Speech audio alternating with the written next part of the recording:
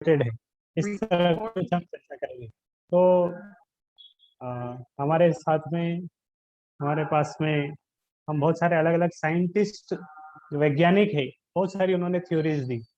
अब वो उनकी थ्योरी किस किस हद तक सही है, उसको भी हम थोड़ा देखने का प्रयास करेंगे। अलग अलग थ्योरीज क्या बोलती है, क्या सही है, और वैदिक पर्सपेक्टिव क्या बोलता है उसके बारे में, वैदिक नॉलेज क्या बोलता है उस थ्योरी के बारे में कि क्या वो सही है। तो इस तरह हम डार्विन की थ्योरी का चर्चा करेंगे, थ्योरी ऑफ बिग बैंग, और रिलेटिविटी। इस तरह अलग अलग कुछ थ्योरीज से भी चर्चा करेंगे। और सोल री इनकारनेशन, विल ट्राई टू, इस तरह अलग अलग कुछ साइंटिफिक फैक्ट्स से चर्चा करने का प्रयास करेंगे। So let's start. तो हम एक स्टोरी से शुरू करेंगे।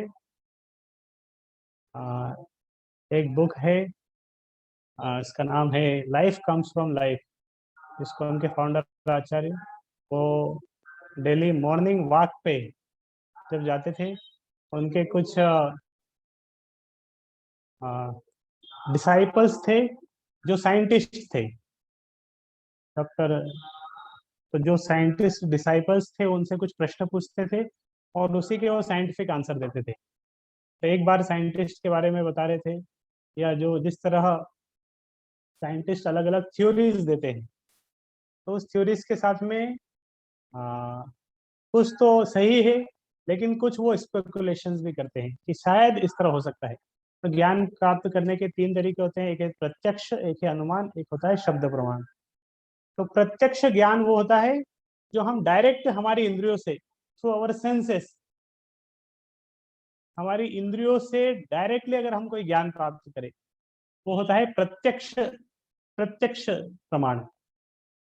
आंखों से, कानों से, हमारी जो सेंसेस है उसके थ्रू हम जो नॉलेज दे रहे हैं। और दूसरा होता है अनुमान प्रमाण, कुछ हम अनुमान लगाएं। तो साइंस में प्रत्यक्ष और अनुमान दोनों रहता है। कहीं कहीं प्रत्यक्ष है, और थ्योरीज में मेनली अनुमान प्रमाण रहता है। जिस तरह डार्विन्स की थ्योरी है, और अलग अलग इस तरह बहुत सारी थ्योरीज हैं। वो क्या चर्चा करते हैं, क्या बताते हैं। तो आज हम पहले एक स्टोरी बताएंगे, उस स्टोरी से कुछ डिस्कशन करेंगे। तो उस बुक्स की शुरुआत में वो एक कहानी बताते हैं।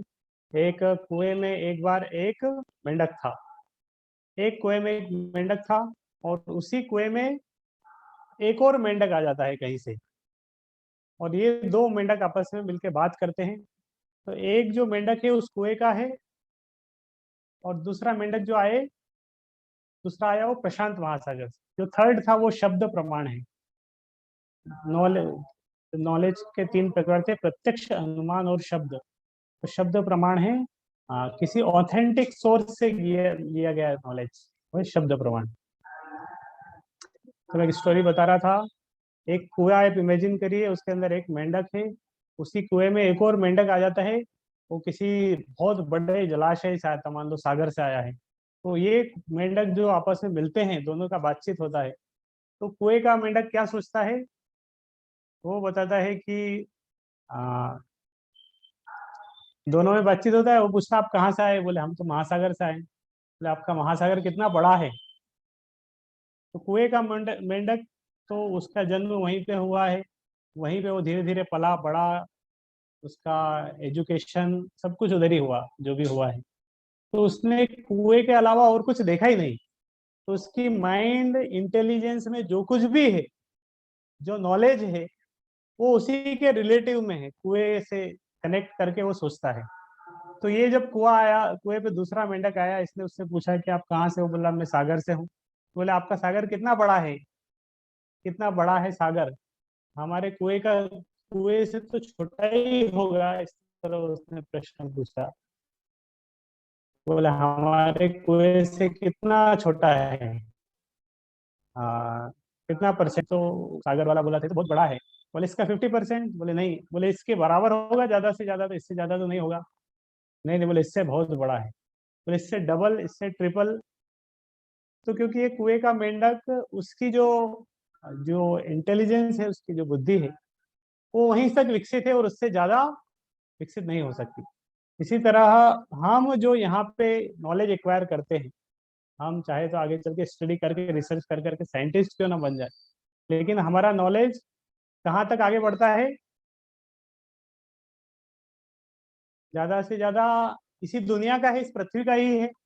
इस पृथ्वी के नॉलेज से हम पूरे विश्व का, पूरे ब्रह्मांड का नॉलेज अगर पता लगाना चाहे तो किसे पता लगाएंगे, पूरे ब्रह्मांड में क्या चल रहा है। अब साइंटिस्ट वो पृथ्वी पे बैठ के सोच रहा है।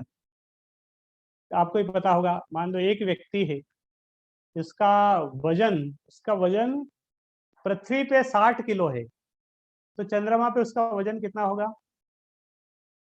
शायद आप सबने पढ़ा होगा साइंस में। अगर पृथ्वी पे किसी का वजन 60 किलो है, चंद्रमा पे कितना होगा? 1/6, 10 kg हो, 10 किलो होगा। तो दोनों चेंज हो गया। अभी पृथ्वी पे उसका वजन 60 किलो है, उसी व्यक्ति का अगर चंद्रमा पे वजन लेंगे तो 6 10 किलो आ जाएगा, 1/6, 10 किलो गए। तो फिर वो एक दिन सोचता है कि यहाँ पे 10 किलो है, यहाँ पे 60 किलो है। तो ज्ञान चेंज हो जाता है, knowledge changes according to time, place और सर्कमस्टेंसेस। देश काल और पात्र के अनुसार ज्ञान बदल जाता है। तो अगर पृथ्वी का बैठा बैठा, पृथ्वी पे बैठे बैठे कोई व्यक्ति, वो साइंटिस्ट भी हो सकता है, वो दार्शनिक भी हो सकता है, वो वैज्ञानिक हो सकता है, या कोई भी हो सकता है जनरल आदमी, लेकिन क्या वो पृथ्वी पे बैठे बैठे अपना अनुमान लगा के वहां पे क्या चल रहा है, इधर क्या चल रहा है, पूरे ब्रह्मांड में क्या चल रहा है, तो अनुमान तो नहीं लगा पाएगा। कभी कभी अनुमान लगा के कुछ थ्योरीज भी देते हैं कि शायद ऐसा हुआ होगा। तो इस तरह डार्विन की थ्योरी आती है। इस तरह आप ब्रह्मांड की उत्पत्ति कैसे हुई, इस तरह एक सिद्धांत आता है। तो वे बोल सकते हैं ब्रह्मांड की उत्पत्ति कैसे हुई। तो अलग अलग साइंटिस्ट फिर सोचने लगे कैसे ब्रह्मांड की उत्पत्ति हुई, कैसे। तो अब उसका ब्रह्मांड की उत्पत्ति कितने करोड़ों करोड़ों सालों पहले हुई होगी। अब वो अगर यहाँ पर बैठ कर सोचें, अनुमान लगाएंगे, तो वो कितना एक्यूरेट होगा हम नहीं पता लगा सकते। लेकिन कुछ कुछ थ्योरीज फिर बहुत सोचते हैं, बहुत सोचते हैं, कुछ एलिमेंट्स हुए होंगे, शायद ऐसा हुआ होगा, शायद ऐसा होगा, perhaps like this, may be like this. इस तरह सब सोच के अपनी अपनी, सारे साइंटिस्ट अपनी अपनी थ्योरीज देते हैं। Theory of origin of universe माने तो उसके लिए बहुत सारी थ्योरी, सब साइंटिस्ट अपनी।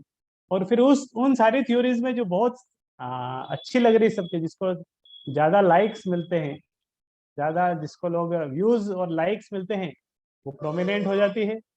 लेकिन वो थ्योरी 100% ट्रू नहीं है वो, लेकिन बहुत सारे लोग उसको लाइक करते हैं, व्यूज कर रहे हैं और उनको अच्छी लग रही है, but it's not 100% correct.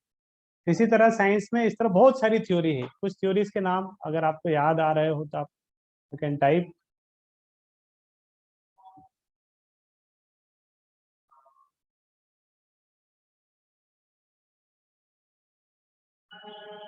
Big bang theory, okay. Darwin's की थ्योरी आती है, डार्विन्स थ्योरी ऑफ इवोल्यूशन। एक होता है ब्रह्मांड की उत्पत्ति के लिए एक थ्योरी है, वो है बिग बैंग थ्योरी। एक है जीवन की उत्पत्ति के लिए, how the living entities came into existence, उसके लिए है Darwin's theory of evolution. Any other theory? So आज इन थ्योरी के बारे में थोड़ा थोड़ा सा डिस्कस करते हैं। Let's start with big bang theory. तो बिग बैंग थ्योरी क्या बोलती है, क्योंकि अभी हमें तो सारे साइंटिस्ट हैं, सबको मिलकर सोचना है कैसे, how universe came into existence. तो यूनिवर्स केम इनटू एग्जिस्टेंस कैसे आया होगा, कैसे आया होगा। और अलग अलग साइंटिस्ट अपने अपनी कुछ थ्योरीज दे रहे हैं। और फिर एक थ्योरी बहुत फेमस हो गई, वो है बिग बैंग थ्योरी। एक साइंटिस्ट ने बोला कि एक बहुत बड़ा धमाका हुआ, बहुत बड़ा धमाका हुआ, और इतना बड़ा धमाका था कि उस धमाके से पूरा ब्रह्मांड बन गया। हाँ, तो दिखने में तो बहुत अच्छा है, सुनने में तो अच्छा रहे, धमाका हुआ, एक विस्फोट, और उससे एक बहुत बड़ा ब्रह्मांड बन गया। और ब्रह्मांड कितना बड़ा बना, और वो बढ़ता जा रहा है, और यूनिवर्स इज एक्सपांडिंग। और फिर से, वो फिर से धीरे धीरे एक समय के बाद फिर से कोलैप्स हो जाएगा। और बिग बैंग थ्योरी बोलती है कि सब कुछ एक एलिमेंट से आया था, एक एक पॉइंट से शुरुआत हुई। वो पॉइंट के बारे में क्या डेफिनेशन बोलते हैं उस पॉइंट का?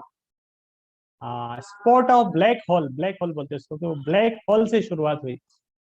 और उस पॉइंट का, उसका इनफाइनाइट टेम्परेचर था, इनफाइनाइट डेंसिटी, जो कुछ भी है सब इनफाइनाइट। और इस तरह एक एक ब्लैक होल से फिर बड़ा विस्फोट हुआ। Deep sea vent through, deep sent sea vent theory, अच्छा एक थ्योरी का नाम है। तो बड़ा विस्फोट हुआ एक एक होल से, ब्लैक होल से। उस ब्लैक होल से इस तरह ब्रह्मांड बड़ा बड़ा बड़ा बढ़ता जा रहा है, फिर से धीरे धीरे आगे चल के एंड हो जाएगा उसी उसी उसी ब्लैक होल के अंदर। एक्चुअली ये थ्योरी अगर आप थोड़ा और डिटेल में जाएंगे तो कुछ कुछ हद तक वो थोड़ा सा क्रिएशन से उसका लेना देना है, क्योंकि वास्तव में अभी यहाँ पे 24 एलिमेंट्स है, और वो 24 एलिमेंट से पहले भी 5 element, earth water fire air ether, और ये सारे एलिमेंट्स एक एलिमेंट से शुरुआत हुई थी, उसका नाम था महत तत्व। और वो महत तत्व से सारी सृष्टि बनी है, सारे एलिमेंट सब उसी से आए हैं। फिर वो शुरुआत जो हुई हाँ, इसको तो बिग बैंग थ्योरी इस तरह कुछ बोल रही है कि एक ब्लैक होल से शुरुआत हुई है, फिर उसी तरफ एंड हो जाएगा। और ये एक विस्फोट था, और विस्फोट से जनरली हम देखते हैं कि उससे कोई क्रिएशन नहीं होता है। विस्फोट से क्या होता है? डिस्ट्रक्शन होता है।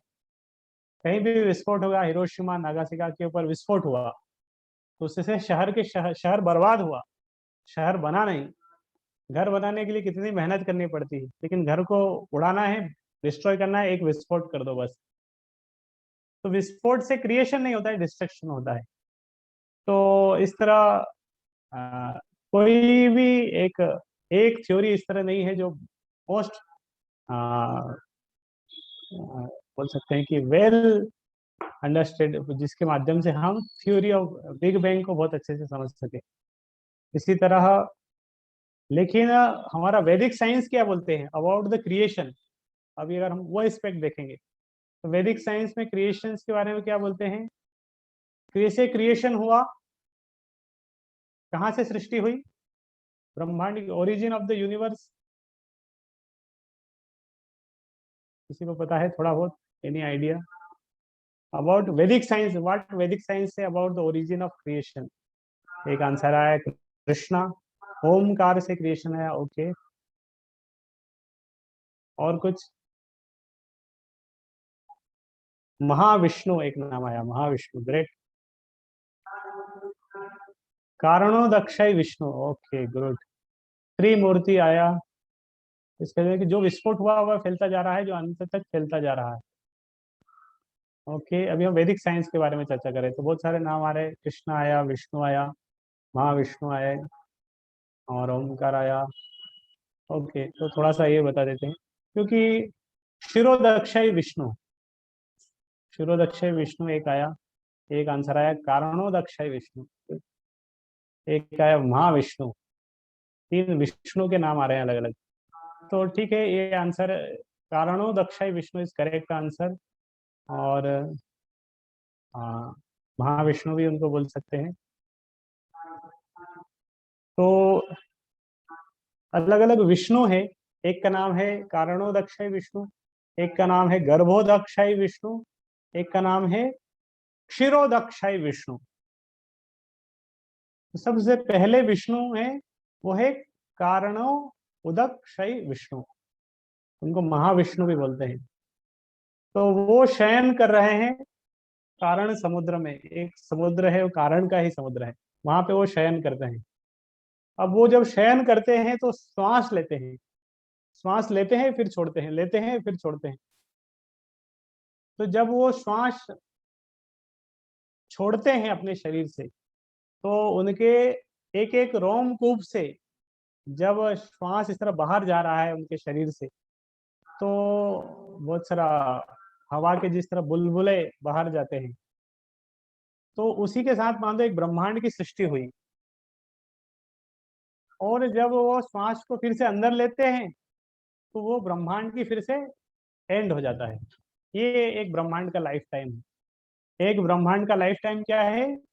महाविष्णु की one breathing of Mahavishnu. One breathing मतलब एक श्वास महाविष्णु का, ये वैदिक साइंस है क्रिएशन का जो हम डिस्कस कर रहे हैं। तो वो श्वास ले रहे हैं, श्वास जब छोड़ते हैं तो उससे एक ब्रह्मांड की सृष्टि हो रही है। जब वो श्वास वापस ले रहे हैं तो फिर से वो ब्रह्मांड अंदर चले जाता है, उनके उनके शरीर के अंदर, उनके रोमकूप के अंदर चले जाता है, श्वास के अंदर साथ अंदर। तो एक ब्रह्मांड की तरह सृष्टि हुई, फिर सृष्टि एंड भी हो गई। शायद यहाँ तक क्लियर है। तो बिग बैंग जिस तरह बोलता है कि हर चीज की उत्पत्ति एक एक होल से हुई, थोड़ा थोड़ा यहाँ मैच होता है कि एक एक रोमकूप से अगर मानेंगे किसी ब्रह्मांड की उत्पत्ति उनकी रोमकूप से हुई, वहां तक तो सही है कि एक रोमकूप को अगर ब्लैक होल बोलेंगे तो that then it is correct. वो महाविष्णु का एक रोमकूप है जिससे एक ब्रह्मांड की उत्पत्ति हुई, फिर से ब्रह्मांड उस रोमकूप में चला जाएगा, एंड हो जाएगा उसका। ये महाविष्णु की एक श्वास ही है, उसका टाइम पीरियड मतलब एक श्वास के बराबर ही है। और उस वन ब्रीदिंग जो टाइम पीरियड है उनका, उस श्वास के अंदर उस वो एक ब्रह्मांड बन भी जाता है। उस ब्रह्मांड के अंदर फिर से एक और दूसरे विष्णु आते हैं, उनका नाम है गर्भोदाक्षाई विष्णु। गर्भोदाक्षाई विष्णु आते हैं और आ, वो उसके अंदर शयन करते हैं, गर्भोदक सागर के ऊपर शयन करते हैं। और उनकी नाभि से एक कमल की उत्पत्ति होती है, उस कमल के ऊपर ब्रह्मा जी की उत्पत्ति होती है। तो पूरा ब्रह्मांड तो बन गया, प्राइमरी क्रिएशन हो गया। वो किसने किया था? विष्णु जी ने, प्राइमरी क्रिएशन। और ब्रह्मा जी क्या करते हैं, इसके अंदर का सेकेंडरी क्रिएशन, इंटीरियर डेकोरेशन। फिर अलग अलग पार्टीशंस करना, अलग अलग उन्होंने उस ब्रह्मांड को 14 प्लेनेटरी सिस्टम में डिवाइड किया। और इस तरह 14 प्लेनेटरी सिस्टम और अंदर में जो पूरा इंटरनल जो क्रिएशन था एक ब्रह्मांड के अंदर, वो सारा ब्रह्मा जी करते हैं। ये ओरिजिन ऑफ ये थ्योरी, वैदिक साइंस ऑफ थ्योरी है। और ब्रह्मा का फिर टाइम पीरियड भी अलग अलग है। जिस तरह थोड़ी देर पहले हमने चर्चा किया था, पृथ्वी पे अगर किसी का वजन 60 किलो है, चंद्रमा पे उसका 10 किलो हो जाएगा। और किसी प्लेनेट में जाएगा उसका वजन चेंज हो जाएगा। तो इसी तरह जब वेट चेंज हो रहा है, इस तरह टाइम भी चेंज हो जाता है। तो टाइम भी चेंज हो जाता है।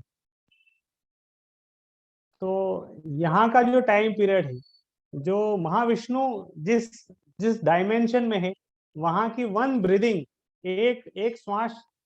और इस ब्रह्मांड जिसमें जहाँ डायमेंशन है, मतलब ब्रह्मा जी जिस डायमेंशन में रहते हैं वहां का जो टाइम पीरियड, डेमीगॉड्स जिस डायमेंशन में है वहां का टाइम पीरियड, और हम यहाँ पृथ्वी पे जहाँ पे रह रहे हैं हमारा टाइम पीरियड, ये पूरा सब अलग अलग है। कल के सेशन में हम ये टाइम डिवीजन ही देखेंगे, अलग अलग जगह किस तरह टाइम पीरियड है, किस तरह ब्रह्मा की आयु, पूरा टाइम के ऊपर एक पीपीटी है, वो हम शेयर भी करेंगे, आपको ग्रुप में भी शेयर कर देंगे, तो उसको आप और डिटेल में पढ़ सकते हैं। तो आज का थ्योरी ऑफ बिग बैंग से डिस्कशन है। और theory of big bang modern science की थ्योरी है। और वैदिक साइंस बोलती है महाविष्णु, फिर गर्भोदक्ष विष्णु, और उसके अंदर का क्रिएशन ब्रह्मा जी करते हैं। तो ऊपर ऊपर से theory of theory, it is not due to big bang but big brain. वो बिग बैंग से क्रिएशन नहीं हुआ, वो क्या था? Big brain.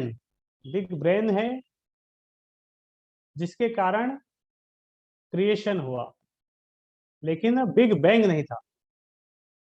तो नेक्स्ट इस तरह एक और उदाहरण बताते हैं कि जब इस तरह क्रिएशन होता है, जो बिग बैंग थ्योरी और किस तरह इसमें अंतर है। बिग बैंग थ्योरी बोल रहा है इस तरह क्रिएशन, तो जब कोई क्रिएशन होता है इसे थ्रू बिग बैंग के थ्रू, तो उसके अंदर कोई एक पर्टिकुलर हार्मोनी नहीं रहती है।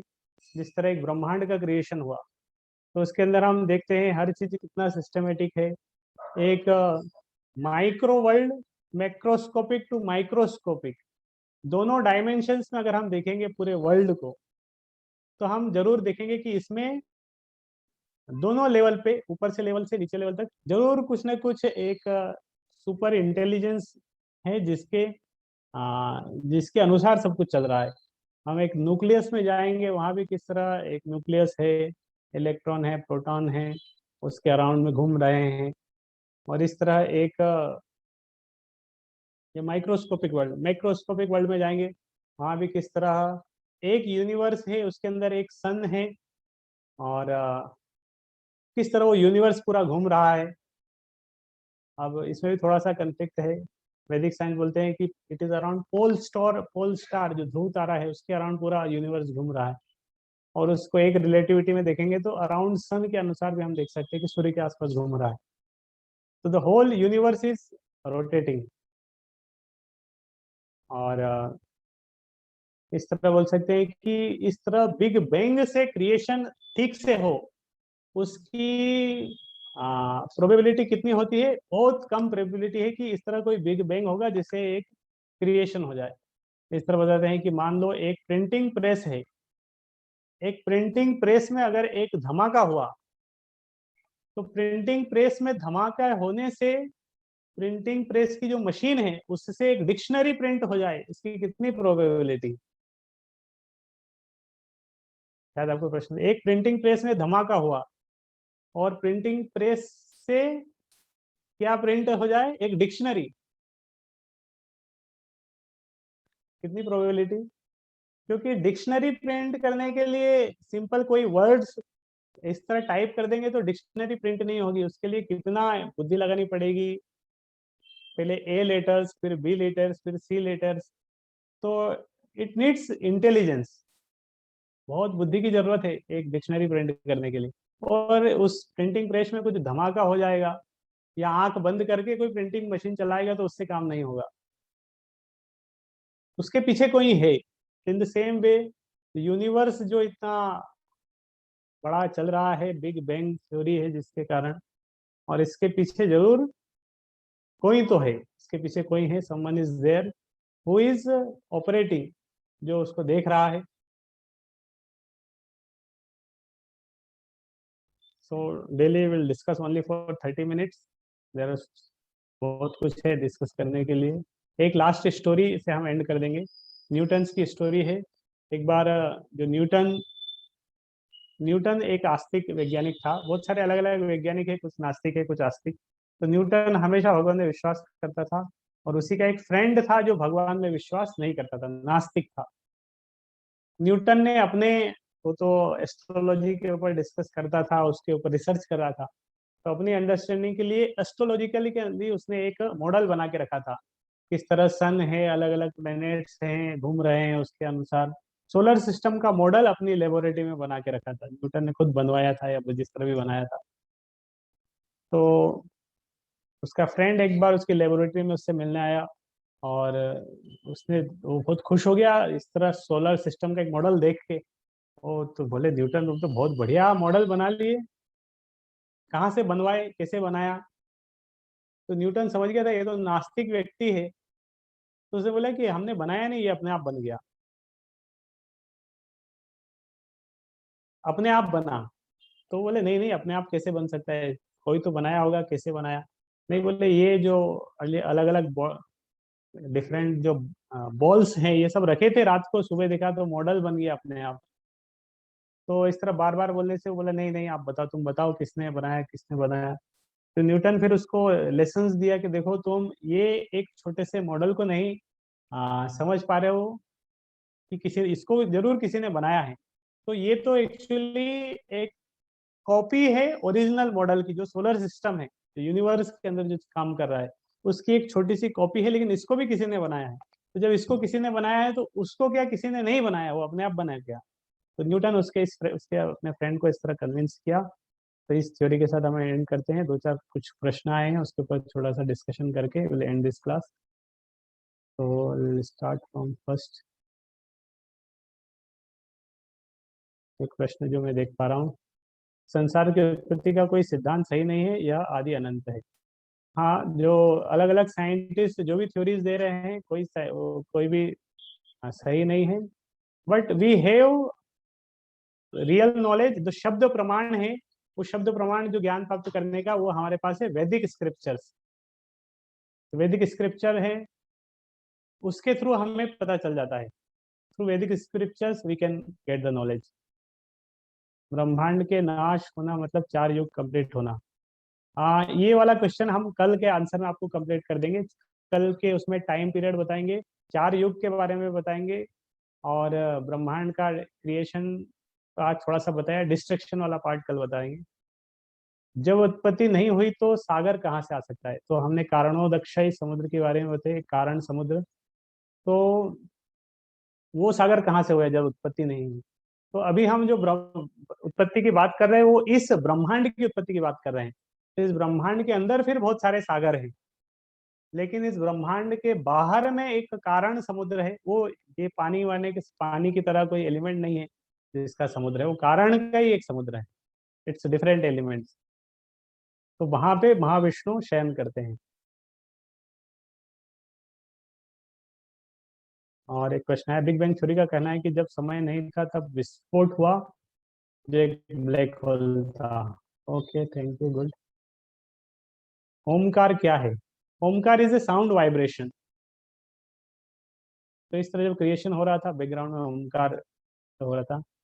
धरती को समुद्र के अंदर कैसे ले जाया गया वराह अवतार में, जबकि समुद्र तो धरती में ही रहता है। हाँ, तो अखिलेश्वर ने एक प्रश्न पूछा कि जब वराह अवतार हुआ था वामन देव का, तो हमने देखा हिरण्याक्ष ने क्या किया था, धरती को अपने जो कक्षा से उसको निकाल के उसको समुद्र के अंदर गिरा दिया।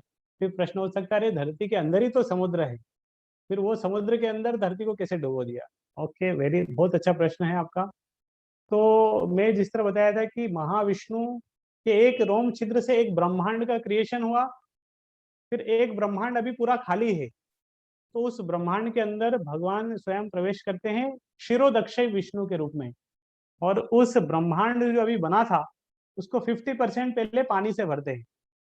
वो भगवान का शरीर से निकला हुआ पानी, तो आधा फिर से पानी से भर जाता है। उस पानी के ऊपर भगवान शयन करते थे। उस समुद्र का नाम है गर्भोदक्षय समुद्र। और वहां पे जो विष्णु शयन करते हैं उनका नाम है गर्भोदक्षय।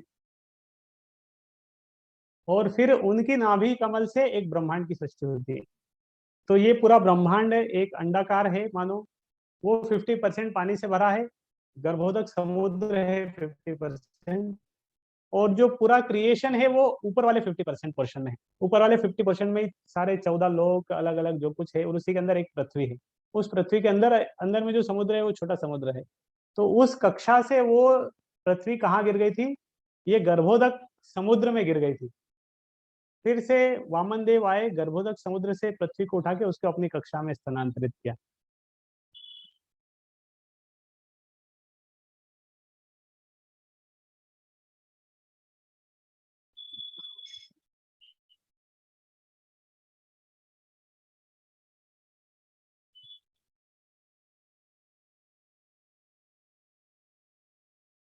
ओके,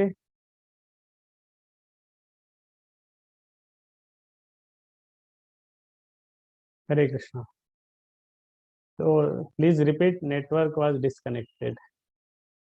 ओ, साइंटिफिक जवाब नहीं है। साइंटिफिक तो जवाब है ही नहीं। साइंटिफिक, साइंस के पास उसका जवाब ही नहीं है। Science is giving one theory, big bang theory, और science has no answer to this. और लेकिन वैदिक स्क्रिप्चर में उसका नॉलेज, उसका एक जवाब मिल रहा है। तो in short I am repeating as Akhileshwari Singh. तो महाविष्णु अ, शयन कर रहे हैं। वो जब श्वास लेते हैं तो उनके रोमकूप से एक ब्रह्मांड की सृष्टि हो रही है। एक ब्रह्मांड है जो अंडाकार है। ये इसका जो टाइम पीरियड है हम कल चर्चा करेंगे। वो पूरा जो एक अंडाकार ब्रह्मांड की सृष्टि हुई, भगवान विष्णु स्वयं उसके अंदर प्रवेश कर रहे हैं। जो विष्णु प्रवेश कर रहे हैं उनका नाम है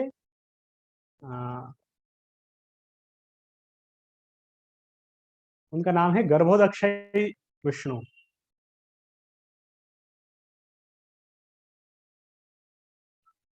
एक मिनट, जस्ट एक लॉस कैंसिल करना है।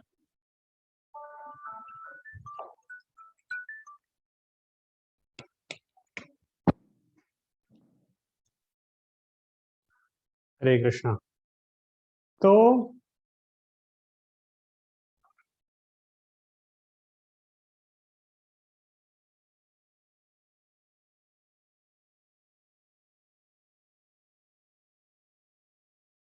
गर्भोदक गर्भोदक समुद्र भगवान विष्णु के शरीर से निकला हुआ पानी है, पसीने की तरह।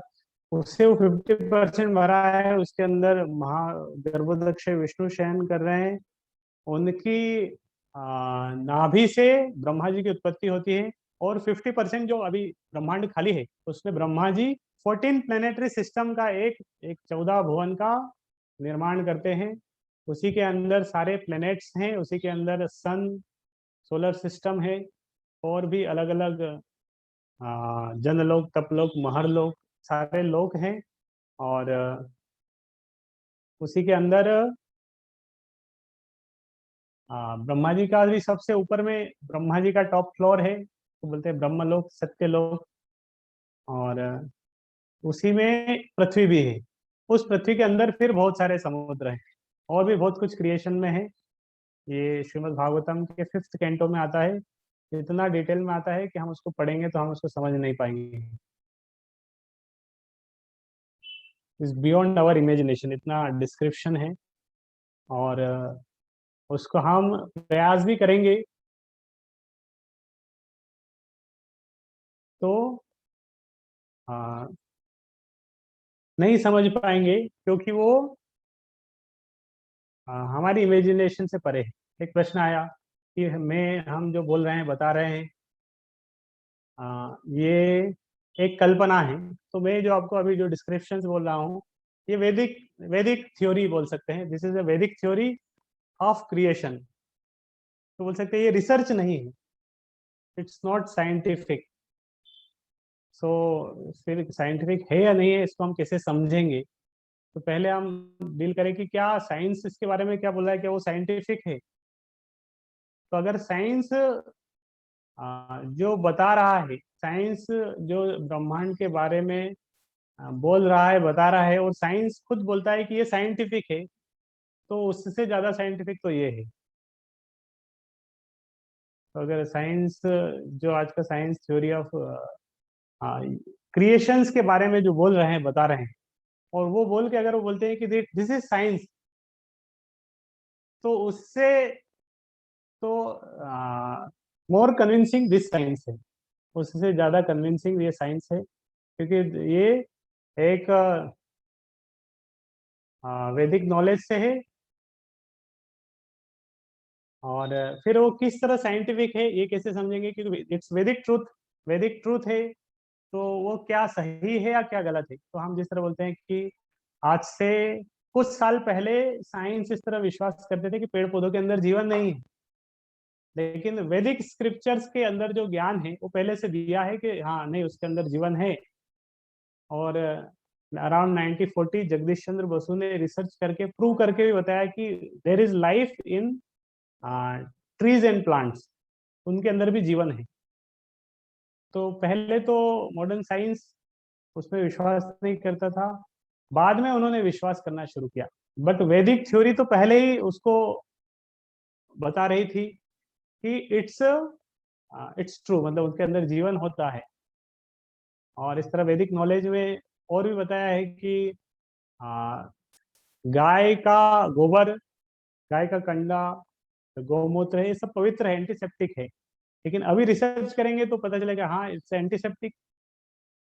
तो उसके अंदर जो ट्रूथ है, उसको बोलते हैं, वो शब्द प्रमाण है। जो three ways of gaining knowledge, एक है प्रत्यक्ष, दूसरा है शब्द प्रमाण प्रमाण, तीसरा है आ, शब्द प्रमाण, दूसरा अनुमान प्रमाण है, तीसरा शब्द प्रमाण। तो अभी जो हम ये जो अभी जो डिस्कशन की सेकेंड पार्ट, ये था शब्द प्रमाण के ऊपर आधारित। और साइंटिफिक थ्योरी जनरली जो हम पढ़ते हैं वो प्रत्यक्ष प्रमाण और अनुमान प्रमाण के ऊपर आधारित रहती है। तो ट्रुथ हो भी सकता है, नहीं भी हो सकता, मे नॉट बी ट्रुथ। और इस तरह बहुत सारा हम जो देखते हैं, वैदिक नॉलेज बहुत सारी इंफॉर्मेशन हमें देता है। मेडिकल साइंस से रिलेटेड बहुत सारी इंफॉर्मेशन ऑलरेडी वैदिक नॉलेज में है। आजकल लोग योगा जो कर रहे हैं, अलग अलग आयुर्वेदिक जो जो ब्रांच है, इस तरह एस्ट्रोलॉजी, एस्ट्रोनॉमी, बहुत सारा है। मैं आपको एक स्लाइड दिखाने वाला था, उसका छोटा सा एक ग्लिम्स दिखा देता हूँ। 2-3 मिनट ही है हमारे पास।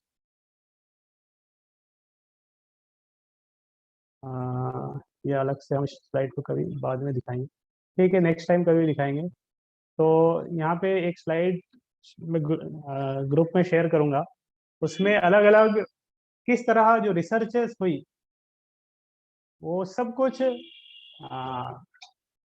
पहले से ही वैदिक नॉलेज में उसके बारे में बताया गया है। तक्षशिला, नालंदा, और किस तरह एनाटॉमी के बारे में वैदिक नॉलेज में बताया है, physiology, ethology, embryology, digestion, metabolism, genetics, immunity. Baudhayana theorem है जो बाद में कन्वर्ट होके बनी पाइथागोरस थ्योरम, स्क्वायर रूट की जो थ्योरम है। और आर्यभट्ट इन्वेंटेड जीरो, पाई की इरेशनल वैल्यू, गणित पाद एक उपनिषद में है। और आर्यभट्ट के बहुत सारे इस तरह सिद्धांत है। I will share everything groups, you can read on your own. अलग अलग जो आचार्यज हैं उन्होंने बहुत सारी रिसर्च करके इसके अंदर बताया। Bhaskaracharya, Surya Siddhanta, there are many theories, so one day we'll discuss on this. Hare Krishna. so we'll end this session, और 8 बजे से we have another session on reading of Krishna book, लीला पुरुषोत्तम भगवान श्री कृष्ण पुस्तक से will read. So those who want to join that class, you need to join this link again. Hare Krishna, Hare Krishna, Hare Krishna, Krishna Krishna Hare Hare, Hare Ram, Ram.